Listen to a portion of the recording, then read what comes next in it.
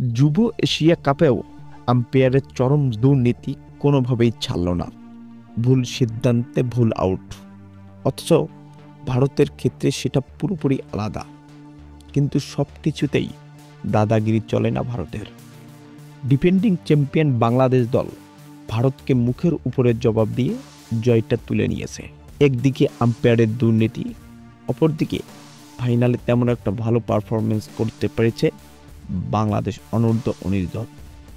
অনূর্ধ্ব-19 বিশ্বকাপে ফাইনালে বাংলাদেশের প্রতিপক্ষ ভারত।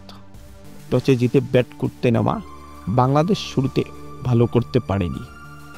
6 ওভার 1 বলেই দলীয় 17 রানে আউট হন কালাম সিদ্দিক আলিম। দুর্দান্ত ফর্মে থাকা জাওয়াত আবরার 35 বলে 20 রানে যখন প্যাভিলিয়নে ফিরল, তখনই বাংলাদেশের জন্য ম্যাচটা জেতানো একদমই অসম্ভব হয়ে যায়। কেননা মাত্র 10 ওভারেই 41 রানে যুব টাইগাররা বিলিয়ে দিলেন 2 উইকেট। দ্বিতীয় উইকেট জাওয়াত আবরার ও ক্যাপ্টেন আজিজুল হক তামিমের 51 বলে 25 রানের জুটি ভাঙেন। এরপরেই যুব টাইগারদের হয়ে বিধ্বংসী ইনিংস খেলেছে 3 top order batsman Mohammad Shihab James, Rizan Hossain, Farid Hasan Faisal. 4 ছক্কার ঝড়ো হাওয়াতে ভারতের বিপক্ষে সম্মানজনক পুঁজি সংগ্রহ করে বাংলাদেশ। 198 রানে খেলতে ভারতকে কোনোভাবেই উঠতে দেয়নি বাংলাদেশের বোলাররা। একের পর এক উইকেট তুলে উল্লাস করেছে।